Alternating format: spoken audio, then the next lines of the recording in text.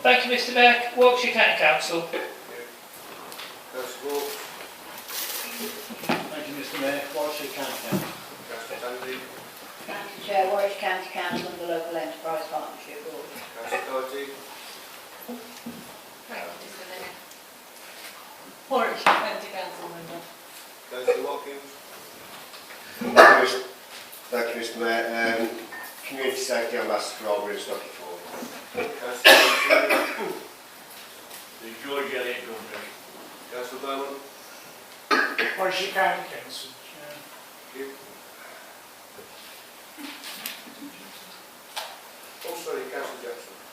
Thank you, Mr Mayor. Warwickshire County Council plus anything related to my husband's appointment for the council for service and national manager which I received the dispensation. Thank you. I just have a couple of announcements to do with the appeal. There will be a launch of the appeal in Bedworth on the 6th of June, so you're all invited to that if you want to come along and make a fool of yourself. That's fine, providing it's worth a couple of bob in the tins, that'd be great. There's also a teddy bears picnic on the 13th of June to be held at the cricket club in Nuneaton. So you've got your grandchildren, and you want to go on that, or children even, you'll be welcome. And there's prizes, face painting, children's entertainers and everything else. So if you could get along to that, that'd be great. Right. This extraordinary meeting of the Council, which is being called by the Monitoring Officer, pursuant to the Council's procedure, Rule 431C, in Part 4 of the Council's Constitution. The meeting has been requested following discussion at the Shadow Economic Prosperity Board that each council in Warwickshire and Hinckley consider the options available for a combined authority. And I propose to deal with the matter as follows. I inform that it's to be a presentation. I suggest we hear the presentation, after which I shall seek a member to move a motion. Once seconded, we shall move to the debate. I'd like to introduce Jenny Venn from Coventry City Council and Dave Hill from Warwickshire County Council, who are to make the presentation. For clarity, has any member not received a copy of the presentation slides? You haven't got them? But you've got one then, so you have received one. Thank you. Right, can I invite Jenny and Dave to do the presentation, please? Thank you very much. Can everybody hear me? Because there's only one mic and we don't really want to keep moving it from lapel to lapel. So I'm looking at people at the back. Can you hear me? Everyone's nodding? Is everyone okay? If you speak up, I will. I will do my very best, yes. So, thank you very much for inviting us here today. We've actually been through, I think, every single district council now, bar Stratford, who's still to come. The slides that we produce for each individual district council, borough council, have got stats that particularly pertain to your area. So that bit is unique, if you like, to Nuneaton and Bedworth. The other parts of these slides we've actually given to the other councils as well. The other thing to say is that we produced the slides in, was it early March? Yeah. Looking at Dave, early March. So actually there has been a few things that have happened since then, not least the general election. So when we go across things that are a bit out of date, we'll try and pick those up and explain where we think things have moved on. Neither Dave or I are actually here to specifically represent our own local authorities because we've been doing this on behalf of the kind of the whole the sub-region. However, I'm happy to answer questions about Coventry, and I imagine Dave's happy to answer questions about the county if you want to ask them. So I'm also conscious that it's a heavy subject. We've got quite a few slides. I'll try not to dwell where I really don't think we need to dwell on them. But clearly, if you've got any questions, happy to answer those at the end. Or if there's something you really want to know, shout out. We'll answer them as we go. So, okay. So what we're going to try and give you is a bit of an overview of what combined authorities and economic prosperities are. What Dave is particularly going to focus on is something called the functional economic geography of the area and what the economic linkages are between different parts of the sub-region and also the wider region. And the economic geography is absolutely key to whenever you're thinking of working together on a sub-regional basis, because actually if it doesn't match what works for businesses and for people, then you're just coming up with some kind of bureaucratic line on the map and that's not going to make sense. So Dave will go into some detail about Nuneaton's economic geography. We're then going to give you a bit of an overview of the current legislation and governance arrangements. Well, we're not going to dwell on that because it's basically a statutory process. It's the same for everyone, but if anyone has any particular questions, we can answer those. And then finally, we'll try and highlight some of the potential options and opportunities that we think that we identified in March might be there for the Coventry and Warwickshire and Hinkley and Bosworth area.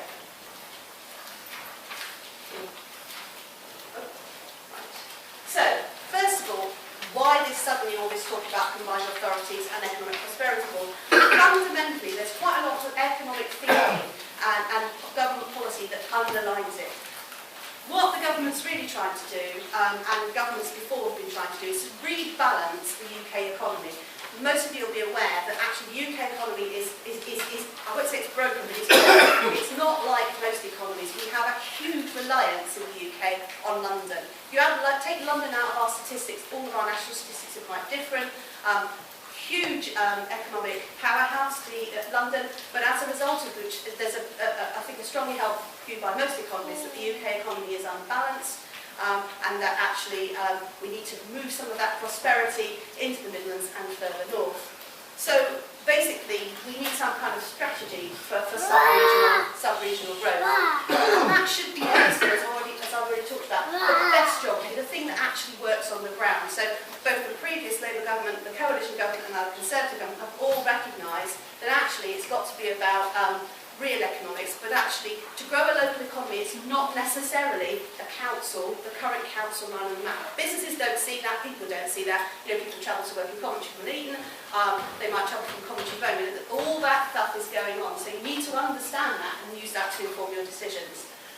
I guess the other thing to say is previously there's been some prescription, that's exactly what you do. The current approach is much more flexible than that. So we've set up local enterprise partnership in Coventry. We had some choice over what area we were going to set that up. So there is some flexibility there. There's certainly a desire, I think, to encourage more partnership working, closer working between different parts of local authorities working more closely together.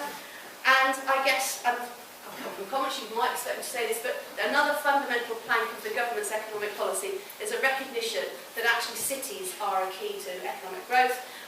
In the UK, actually, a lot of our cities aren't as productive as similar-sized cities elsewhere in the world, and there's some issues as why isn't that happening, and I think that if you could actually, one of the easiest ways to increase productivity, because we have got some real issues about productivity in the UK economy, one of the ways to do that is to try and make cities work better. And then finally, we've got devolution, question mark. You'll be aware that the whole issue of devolution has had a lot of publicity, and we're not just talking about Scotland and the Scottish devolution, which has really kind of made this move more quickly, but also if we're going to have more powers being given to Scotland, what does that mean for England? And part of that is actually around combined authorities and potentially the devolution of power from central government over things like transport and economic growth to the local areas.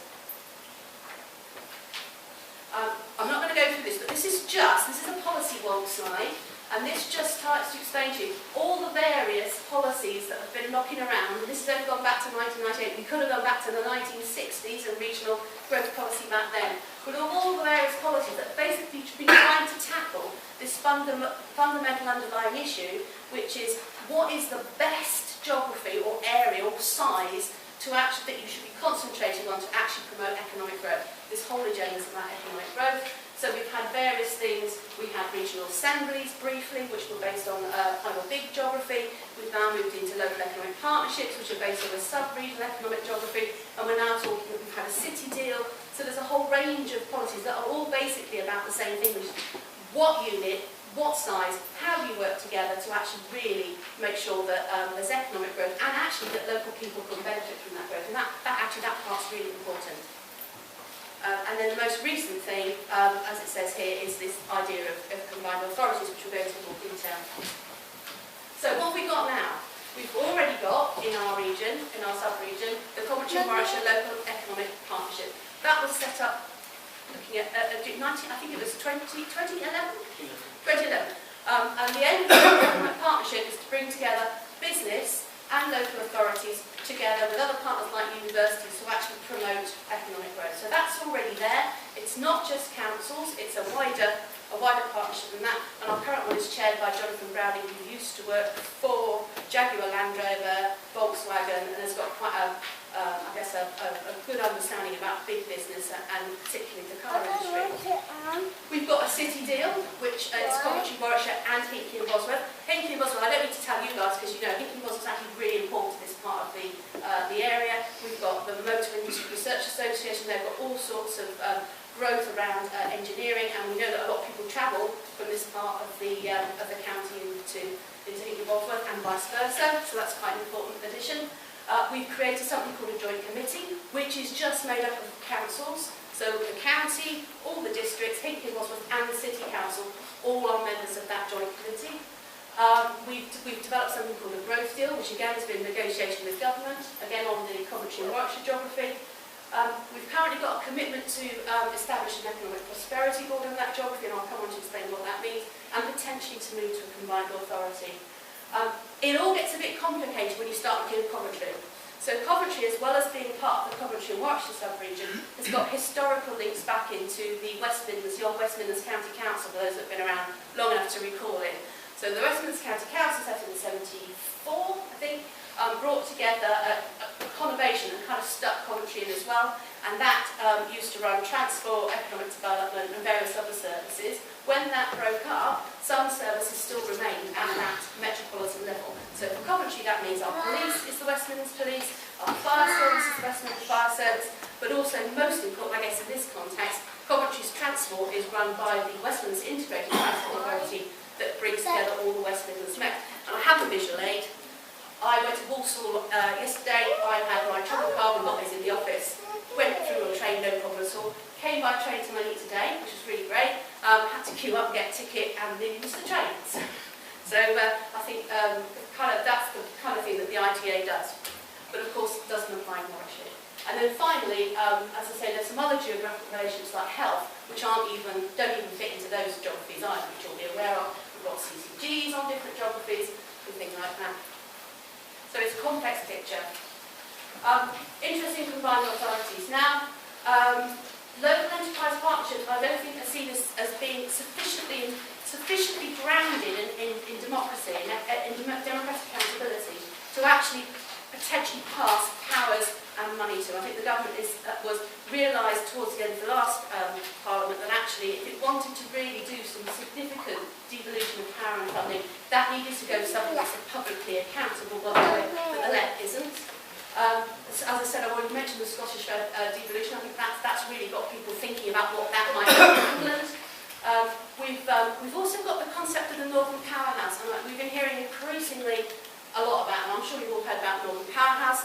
That's something that George Osborne, the Chancellor, has been talking about a lot, and that's the concept of potentially not just the combined authorities that are in the North, but actually a whole group of them working together. And the Chancellor did a speech a week and a half last week talking about 10 million people. So, I mean, and also talking about linking all those together and how strong that would be. Just to the side of the Midlands, I think that's an issue, because I think it's a real issue that the North has kind of got its act together and is really speaking strongly and what's happening in the Midlands.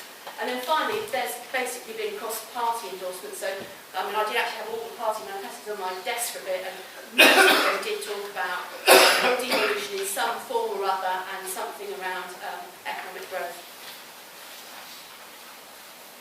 So, what is one and what isn't? First of all, what it isn't a replacement for local councils.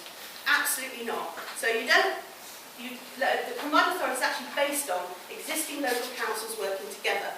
Doesn't replace the local councils, doesn't take on library services, for example, or any other services. It's not as well as, not instead as. It's specifically focused initially on economic development, although Greater Manchester, which we'll come to talk about, has actually included some other things in their combined authority. It's formal, statutory legal entity, and it has to be approved through a parliamentary process. You can't just set one up. The significant difference between a combined authority and economic prosperity board, and you'll hear that referred to, is a combined authority is about transport as well. So, and actually what's very clear from other parts of the country is transport is absolutely essential to the development of your economic kind of growth. So in this area so far, we've shied away from that because it's difficult. It's really difficult with Coventry because we're in the West Midlands ITA. If we want to go into provider authority, we're going to need to crack that particular issue. No areas can be forced to join. It's a choice. No one can force you to be in a provider authority. As I said, there's an expectation that if you set one up, that some kind of powers and potentially you'll get access to funding that other parts of the country that doesn't have a combined authority won't get access to. So I'm going to take Yes, over. I'll just do a quick go now. I mean, so far it's been a bit conceptual, this idea of combined authorities and prosperity boards. We thought we'd put a little bit of information together as to what is the size and prize, what have people achieved through this process of combined authorities. Currently, there are 5 combined authorities in existence, Greater Manchester being the one that everyone's heard of, but there are a few others. So Greater Manchester established their combined authority in 2011, so they were quite a front runner, and they developed a devolution agreement with government in 2014. So it took them 3 years to move from the agreement, the establishment of the combined authority, to the actual agreement and what that would actually entail. But they have achieved significant powers and freedoms and flexibilities and resources from government. So, quick summary, they have control over the transport budget for the Greater Manchester area, the 10 council areas around Manchester. They have control over the bus services and the franchises of bus services. They have power over adult skills funding, so that combined authority now controls the adult skills funding budget for the Skills Funding Agency. They have control over business support programmes, so they have the money and they can commission the programmes that are being delivered through central government. They have statutory planning powers. They have developed a rather innovative earn-back scheme, which is based on the tax base, the entire tax base in Greater Manchester. When that grows, as a result of economic growth, they get to keep a proportion of that uplift in total tax, including income tax, and that's worth around £30 million a year, and they're going to get that for 30 years. So they're getting around £1 billion worth if the economy grows as they expect, which they are now borrowing in advance of to invest in transport infrastructure.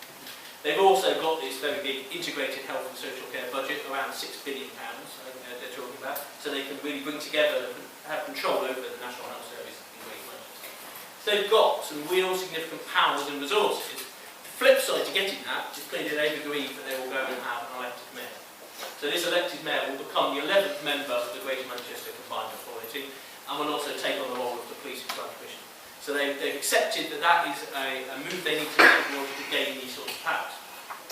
Sheffield City Region, another combined authority which was established in 2014, has also achieved a devolution deal with government, but their devolution agreement doesn't include an elected mayor, and it's fair to say it's much more limited in the powers and resources that they've got from government. They have got control over skills funding. That's part of their city deal process actually, but that's been enhanced as part of the combined authority.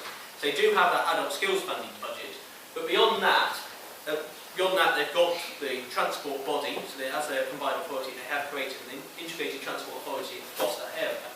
But beyond that it's more about improved relationships, improved conversations, and the ability to perhaps do co-commissioning activities such as work programme provision and looking at other areas of funding in terms of business support. So they've got some powers around skills and they've got the transport, but beyond that it's more around commissioning of activity, co-commissioning activity. West Yorkshire Combined Authority, the slides say no devolution agreement get done, but actually that came out just before purge. They have got a devolution agreement. It came out, and unfortunately the Combined Authority immediately said they were disappointed in the agreement they got, so it can't have been that good. I haven't seen the real details, because I don't think it's been published, but it looks very similar to the Sheffield one. They have control over transport, they can set up a transport authority area, but beyond that it's around improved conversations with government departments and exploring the potential of co-commissioning of activities such as skills, work programme, employment support and business support. So we also know the other two combined authorities, North East and Liverpool City Region, are still working on their devolution proposals. And I guess they'll probably now wait until the new legislation. We also know a few other areas are now exploring this beyond the big cities, the core cities. Derby in Derbyshire and Nottingham in Nottinghamshire are exploring the concept of a combined authority for each individual area, which is interesting because at the moment they are in one let area. There's a Derbyshire and a D2, N2 let area which combines all of them. At the moment they're looking separately at two combined authorities in that. we've got this creative counties idea, which is Buckinghamshire, Oxfordshire, Northamptonshire are talking about creating a combined authority across that area. We also know other areas are talking about it: Devon, Cornwall, West Midlands, Tees Valley, Southampton, and Portsmouth. Of course, the big one that is of particular interest to us is this West Midlands combined authority idea, where Birmingham and the Black Country put out they stated that they wanted to move forward creating a combined authority, and I'll leave Jenny to update on where that's at. So that's kind of where people are at. I'll pass back to Jenny to talk about the policy moves now. We'll do a bit of a double up on this. So, right. Is that the right side? Moving on. I moved on too fast. Yeah, what might happen post-election. So, when we did these slides, we weren't sure what was going to happen post-election. Clearly, we now know what's going to happen post-election. The Conservative, we now have a Conservative government, and the Conservative manifesto, as it says there, have very clearly said that it was that the Conservative Party, Conservative government would look to transfer devolve considerable powers and funding to larger cities. I think it's a specific wording, and had an emphasis on elected mayors. The Labour Party were also talking about combined authorities and deals, and pledged to devolve more money down that route as well. So both of the main parties were arguing for something pretty similar. But I think the Labour Party was more, talk more about county deals as well, which the Conservative manifesto didn't. The Chancellor has made an announcement last week in which he said that the Queen's speech will include a cities devolution bill, which will enable Greater Manchester to pursue its deal, set up the process for having a mayor, but also invited other large cities to come forward and to take advantage of what is on the table. Particularly emphasising again some issues around elected mayor. So that's where we currently are. Don't know what's going to be in the cities devolution bill, but it's clearly going to be one of the first pieces of legislation that is addressed in Parliament. There's also some other legislation left over from the previous session around changing some of the things around the current legislation around combined authorities to allow some more flexibility, because currently it's quite, there's some issues about things being contiguous next to each other, and West Yorkshire want to include York in theirs, which caused them a problem, and there's clearly, as the deals are being looked at, or devolution is being looked at in a wider geography, once you start having counties and districts, it all gets a bit more complicated than the ones that we've had so far that have just been big metropolitan councils. I mentioned the Liberal Democrats, don't know if there's any Liberal Democrats here, but they were still in favour of the general kind of direction, but weren't as specific. So, where does that leave Coventry and Warwickshire? And I think this is still true. In fact, I think this is even truer. So even in March we said real momentum around this agenda, but it's not going away. And I think that's pretty clear. It hasn't gone away. The Chancellor's pushing it, and we know it's something that the government's very interested in. We will need to respond to the West Midlands proposal, the Birmingham and Black Country proposal. For Coventry, status quo is not an option. It's not an option because if Birmingham and Black Country set up a combined authority and Coventry is not in it, we will have to completely rethink our transport. Because combined authority takes away the ITA, the current independent transport authority, goes. So Coventry is not a status quo for Coventry, has to do something. But actually, clearly, it would impact on all of us. I mean, Nuneaton, possibly not so much colleagues in North Warwickshire, actually, it's a really, it's quite a big thing for them because their housing and all sorts of things are influenced by what happens in that geography. So we need to think about how we're going to respond to this emerging agenda and ideally make a collective decision at Coventry and Warwickshire level, I believe. The Leaders Commissioned Economic Analysis, which we had done, and that basically reinforced, and Dave's going to come on to talk about talk through this more detail, but it basically reinforced, when we set up a Coventry Warwickshire local enterprise park, we kind of knew what we were doing, because that is the right geography for our local area. But actually, in addition to that, there is something about size, and how big do you need to be to actually benefit most from any devolution and powers that are coming down. So, can you do it on a small geography, or are the rewards much greater if you do it on a bigger geography? And as I said, it must be a functional economic geography. We don't want artificial lines on the map. And I think, as I said here, do we want to be a combined authority or an economic prosperity board? So do you want to include transport or not? my view, and this is just my personal view, as a policy person, I think you probably have got to think about including transport. Coventry is something we want to think about anyway, but actually a lot of the greatest benefits from the deal so far have been around transport. For example, in Manchester, they've got power to re-regulate buses. So they will have a transport system that is much more like London than they've currently got. And I think the other point is, there is something about size, but clearly the bigger you get, then the more bureaucratic perhaps isn't the right word, but the more you have to manage, and then there's an issue about voice and what have you. So scale is something you need to think through. What might be the gains? Really difficult to say. I can't stand here and tell you, if you do a combined authority, this is what you get, because we don't know. And it's all down to negotiation with the government. There isn't anything on paper that says you get this or you get that. It's all down to that negotiation. And as Dave said, that's partly about mayors and all sorts of debates. I think you've got the ability to have things. It's not a given. We do think that combined authorities are likely to get a greater share of the government infrastructure funding, which will be less because we know austerity is continuing, less money to go around, who's going to get access to it. We think that some of the freedoms and flexibilities could be about keeping more that you raise locally. So rather than going off to London, you actually get to keep more of it. Greater Manchester is going to keep all the increase in its business rate now. That will all be kept in Greater Manchester. And Richard Leese has said last week that what Greater Manchester would like to do eventually is just get a share of income tax raised in Greater Manchester. So instead of it going to the Treasury and then getting passed back, they actually get the money that's raised in Greater Manchester and then they decide how to spend it. But I think that's a long way down the line. But certainly you would get more control over transport investment, I think. And Manchester's got this kind of forward funding thing that Dave talks about, which enables you to invest to gain more in the future. And we think there's potentially something around housing. Clearly housing is a huge issue that's got to be tackled nationally. And I think the government is looking for some of the combined authority type route to perhaps address some of that. Right, over to your functional economic geography. Okay, so functional economic geography is a term that is used, and it's one of the key and probably the first tests of any proposal to set up a combined authority.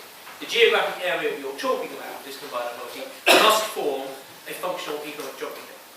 What is a functional economic geography? Hard to say, really. The rule is, the thinking is, economies don't subscribe to local authority boundaries. The economy of Nuneaton and Bedworth isn't just constrained by Nuneaton and Bedworth. The economy operates at a much bigger level. It doesn't operate at it operates at all sorts of levels, naturally. So we can't have a single line that contains everything you do in the economy, because we now live and work in a global economy. So what we're trying to do is find a geographic area that roughly makes sure it brings together residents, workers, shoppers, those three really. You're trying to make sure that the people who live in an area also work in that area. That the businesses that operate in that area trade with other businesses. Now, they will trade with lots of other businesses around that place, but we're trying to find an area where the majority of that happens in a concentrated area.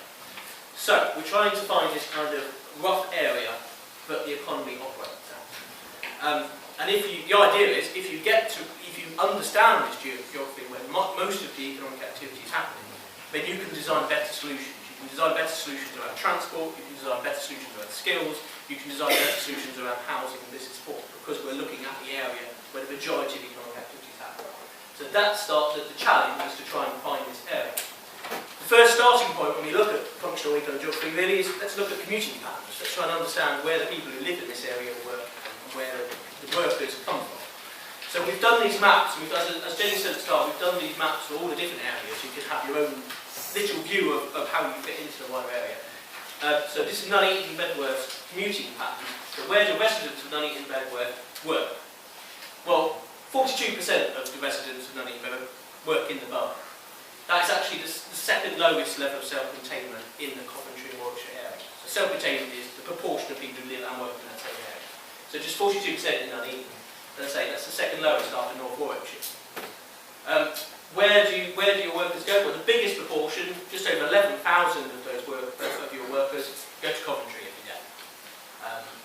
3,000, the next biggest one, go to North Warwickshire, particularly places like Birch Coppice. It's a big draw for labour. The next biggest one is Hinckley and Bedworth. Hinckley and Bosworth, which echoes that wider relationship around City Deal, Hinckley and Bosworth in the prosperity blocks there. And then the relationships start getting weaker and weaker. You have a reasonably strong link with Rugby, just under 2,000 people commute to Rugby borough every day. Nearly 2,000 people go to Birmingham every day. And then we see fewer people going to Leicestershire and into Solihull, and then into Stratford. There's quite a strong draw also into Warwick District, again, around 2,000. But your biggest one's Coventry, then North Warwickshire, and then you've got the surrounding boroughs. Where are workers coming from? Well, the biggest draw is from Coventry, but you can see that significant difference. Over 11,000 go out every day, 5,000, just under 5,000 come in every day, so you've got that imbalance. But 5,000, just under 5,000 coming into Nuneaton and Bedworth. We've also got workers coming in from North Warwickshire and from Hinckley and Bosworth significantly. They're the main draws of labour into the area. But overall, Nuneaton and Bedworth, as I'm sure you know, has significant out-commuting. 15,000 people, more people leave the area and come in every day. So that's kind of how you fit with the wider area. We've tried to look at the economy of Nuneaton and Bedworth and how that relates to other areas in Warwickshire, but also a broader geography around the West Midlands, Leicestershire, Northamptonshire and South East. This is something called GVA per head. The gross value added, GVA, is the total amount of goods and services produced in an area. So it's kind of the total amount of economic wealth created in your area. And then it's divided by population, so we've got a measure we can compare like for like with other areas. GVA per head in Nuneaton and Bedworth is pretty low. In terms of the amount that's produced divided by the number of people who live here, it's fairly low. It's the lowest of the Coventry and Warwickshire family of local authority areas, and compared to other areas, it matches areas such as Walsall, Dudley, Cannock Chase. That's the kind of area. The highest performing area is actually North Warwickshire. Performs incredibly well on this. Slightly distorted figures because they've got big companies like BMW and Audi creating lots of gross value added and a very small population. But that's the kind of how you compare on that measure. This measure looks at enterprise starts, entrepreneurship, number of new business starts. Again, Nuneaton actually has the lowest level of business startups per 10,000 population in the Warwickshire area. So we haven't seen it isn't as strong entrepreneurially as the other parts of the Warwickshire. And again, its relationships, similarities are more around Black Country, Walsall, Wolverhampton, and Dublin. There's similar sorts of business startup levels. Employment rates, it's not bad. It's just above the West Midlands average in terms of employment rates. Again, the lowest in the Warwickshire area, but around the West Midlands average. So, and it doesn't differ hugely, actually, the employment rate across the area. Working age population with a level, an MVQ4, so that's a degree or equivalent qualification. So we've looked at that one. This one is Nuneaton. Again, a fairly low level. Well, North Warwickshire next to it is slightly lower. And again, commonality around with the Black Country, Dudley, and so on parts of the east. So not the strongest level on this one, but certainly not the worst. We've looked at a more broader geography just to see how you fit in. This is looked again at business startup rates, and again, this kind of highlights the fact that Nuneaton and Bedworth has particularly low business startup rates compared to the sort of the wider, the south of the wider sub-region we've looked at, and more similar to the north. This looks at the level of occupations, right, in the sort of manual occupations, and here we see a north-south divide on occupation structure. Really, we've got a higher proportion of people in manual occupations in the north part of this map, so sort of the northern Midlands, when compared to the south. And when we look at higher level managerial occupations, it's again a similar story. The south has higher representation of managerial occupations, and the north had lower levels of managerial, and Nuneaton is definitely more in that north mix from the south. Talked about productivity, which is one of the big drivers behind why we're doing this and why government's interested in doing it. Productivity is talking about how well are your workers in your area turning that into wealth and prosperity. The UK actually as a whole has a problem with productivity. I think you've probably heard something in the news before the election that our productivity compared to, say, France it takes a French worker 4 days to create what a British worker takes 5 days. So we do have a productivity problem nationally, but even there, Coventry and Warwickshire have lower productivity than the English average. And if we look over time, that's been getting worse. Over the last 5 to 10 years, productivity in Coventry and Warwickshire has been falling. And it creates this, what we call an output gap. If our workforce generated what the UK average, the England average was, then Warwickshire would generate an extra £1 billion a year. Combined with Coventry, we'd create an extra £2.3 billion a year. So there's a significant gap in our performance, but if we could improve, Coventry and Warwickshire would be significantly better off, and the individuals living here would be more prosperous as a result. So this is an area we need to tackle. And that's the same across all parts of Coventry and Warwickshire. So all districts and boroughs of Warwickshire have that productivity problem. It's not unique to any particular area. One thing we also looked at, which Jenny also talked about, is about we think that combined authorities will probably give areas access to more government funding. This is what was the growth deal allocations per person. The growth deal was this deal that all areas did with government to get hold of something called the local growth fund, which was capital infrastructure funding, effectively. We've highlighted Coventry and Warwickshire in red there, towards the lower half of the graph, and the ones in green are the combined authorities. So, although not a conclusive story, we can see that those who are combined authorities have certainly got their act together, are talking to government as one with a clear strategy of what they want to do, and have benefited from higher levels of government funding. So that gives us this view that if we move towards combined authority, we might have stand a chance of getting more funding. So this whole functional economic geography, who do we work with, what our relationships were? We've done a number of work on this in the past, and actually we did analysis that informed the 2011 local economic assessment, which informed the establishment of the local enterprise partnership. We draw this map based on lots of different research, looking at all the different relationships and what the relationship should be, and we identified a core Coventry and Warwickshire area, which includes Nuneaton and Bedworth, Rugby, Coventry, parts of North Warwickshire, Warwick, and most of Stratford. And that seems to form a cohesive functional economic geography where more than about 85% of people live and work, the business network seems to be strong, the relationships on retail seem to be very strong. We also identified a Birmingham and Solihull functional economic geography, which went down into Worcestershire and up into Staffordshire and drew in parts of North Warwickshire. This comes to that relationship. What happens in that part of North Warwickshire? There's a very strong relationship with what happens in Birmingham and a lot of commuting flows there. But also the same top of Stratford district also has those calls. And then we looked at wider economic functional geographies and linkages, and we recognised that there's this sort of wider Midlands area where we also have functional economic relationships. We have relationships in terms of our manufacturing base and our service sector base that actually draws us more towards the East Midlands and the South East than it does the West Midlands, by nature of our economic structure and our business relationships. So that was the best guess we had a few years ago. We looked at the data, and that's still our best guess as what functional geography actually tells us. However, there is no clear single answer, and all the data shows you can make a case for linking to lots of surrounding areas around it. But that is our best guess, a core functional economic geography. Lots of options there. So there isn't really a single, as I said, there isn't a single solution, and that's why we have this kind of dilemma about where do we best draw our relationships with, because we can have links well, we can have links across Birmingham, we can have links up into Leicestershire, we can have links to Northamptonshire, we can have links to the South East. I mean, you can even develop links to Worcestershire, where that link is slightly weaker. Lots of options, really, and that's why we're in this kind of having this debate about where minor authorities should go towards. So just conscious of time, we'll go through this bit reasonably fast. So because these are just the process slides, and you've got these in your pack, so I won't really go through them. But basically, it's a statutory process. It's set out in legislation.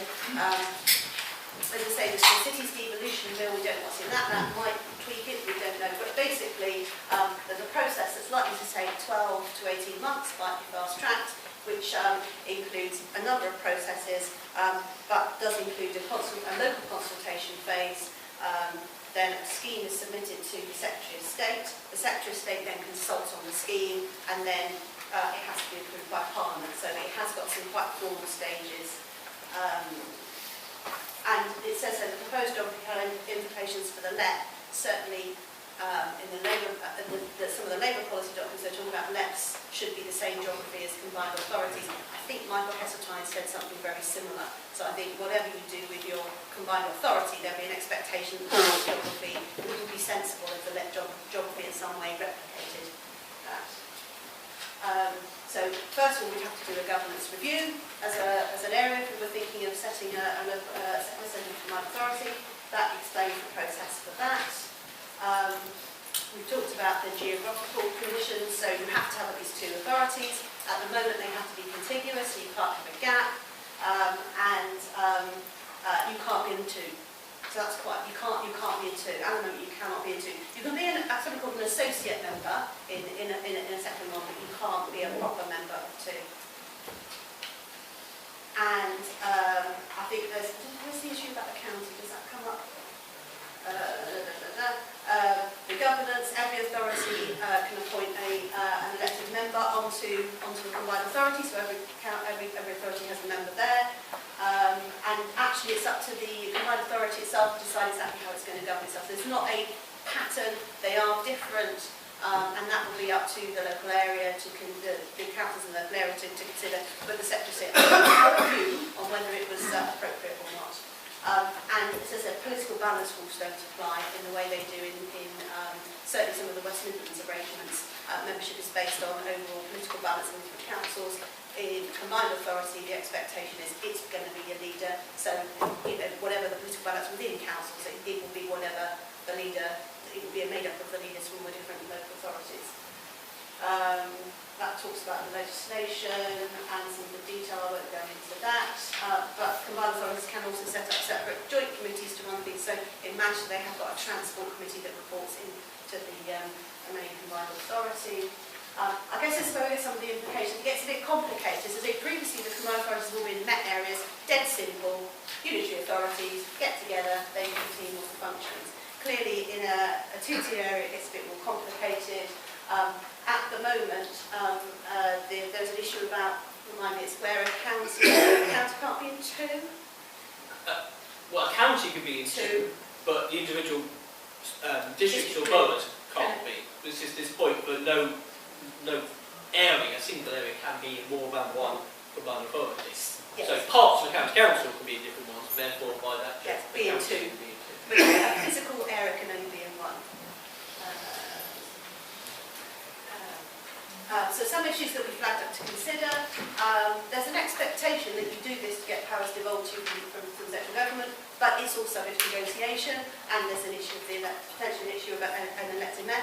It wouldn't be the same as those of us in Coventry we had a referendum. It's not the same as a mayor of the city. It's a metro mayor, so more like, say a bit more like Boris Johnson, but it's that idea that you're a mayor for a bigger area, but you only have certain functions. You're not responsible for the functions that councils undertake. And then we've already flashed this. Do we want to be so big? So the bigger you are, how much your collective voice could be louder, like Greater Manchester, and you might get more funding. Or do you want to retain more focus and control and be smaller and have an area that reflects your fundamental economic, both your economic choices? So do you want to be a small fish in a big pond or potentially a big fish in a small pond?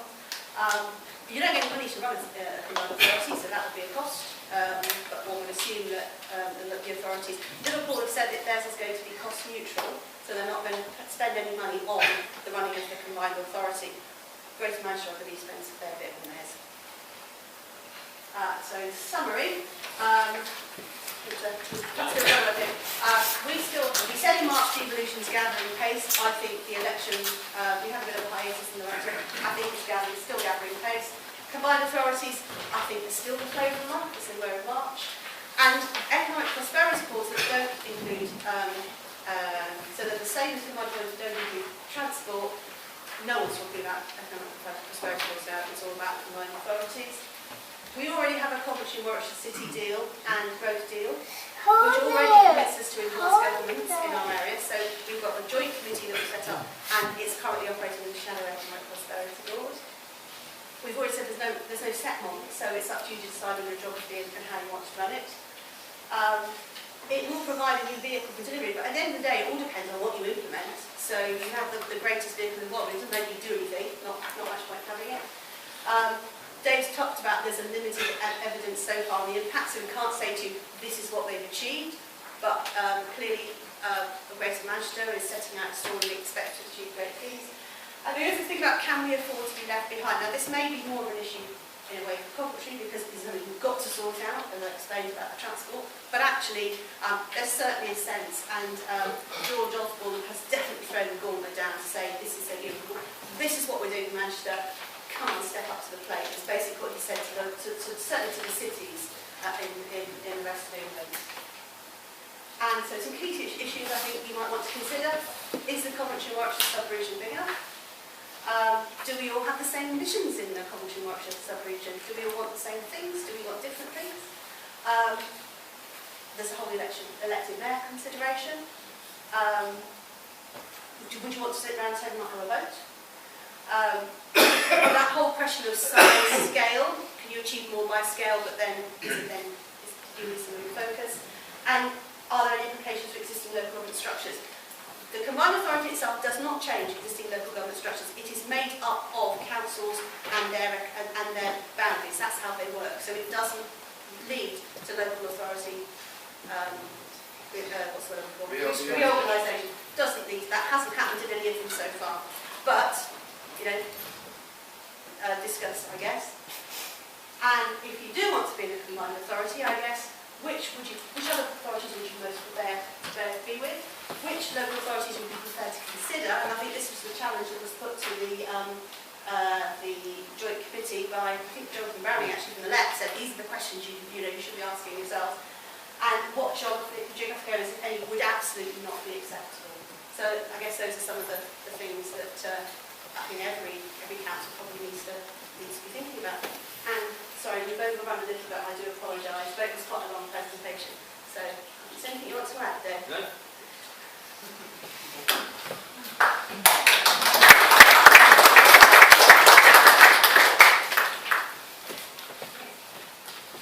Thank you, James. Thank you, Dave. There's nobody raising any questions whilst